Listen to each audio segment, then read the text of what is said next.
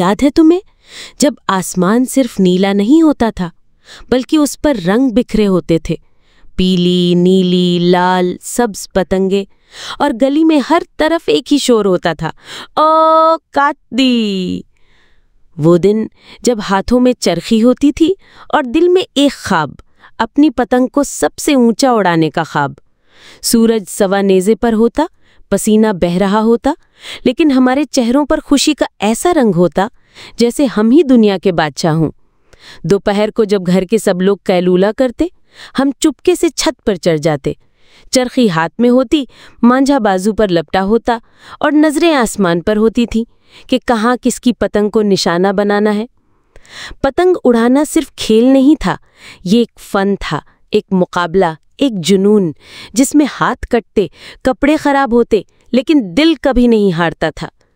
कभी हवा साथ देती, कभी धोखा देती, लेकिन हमारा हौसला हमेशा जीतता था। जब कोई पतंग कटती थी और नीचे गिरती थी तो मोहल्ले के सब लड़के एक साथ उसके पीछे भागते थे। कोई नंगे पांव, कोई चप्पल पहने, कोई छत से छलांग मारकर गली में आता, तो कोई दरवाजे से निकलकर शॉर्टकट ले लेता। कभी पतंग को पकड़ने की चिक्कर में कोई छल्ला हो जाता, कभी किसी का शीशा टूट जाता, तो कभी किसी के अब्बा गुस्से में आ जाते। लेकिन अगले दिन फिर सबका जज्बा वही होता, फिर वही जोश, फिर वही मुकाबला, फिर वही कौन किसे काटेगा।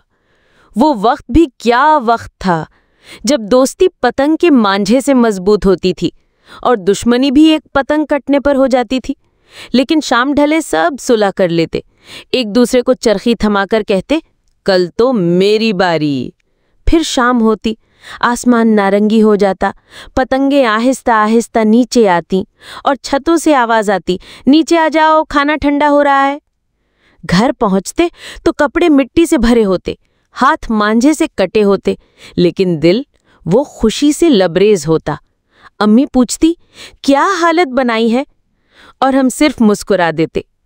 आज जब मोबाइल गेम्स और स्क्रीनों की दुनिया में बच्चों को देखता हूं तो दिल में एक कसक सी उठती है। इन्हें क्या पता कि पतंग उड़ाने का मतलब क्या होता था, आसमान से बातें कैसे की जाती थी और दोस्ती का असली मतलब क्या होता था। कभी दिल चाहता है कि वापस जाकर वही छत पर बैठूं, वही चरखी हाथ में लूं, वही मांझा लपेटूं और एक बार फिर पूरी ताकत से आवाज लगाऊं, ओ काट दी। अगर तुमने भी कभी पतंग उड़ाई है तो तुम जानते हो कि ये सिर्फ खेल नहीं था, ये एक जिंदगी का अंदाज था, एक दौर था, एक कहानी थी जो आज भी हमारे दिलों में जिंदा है।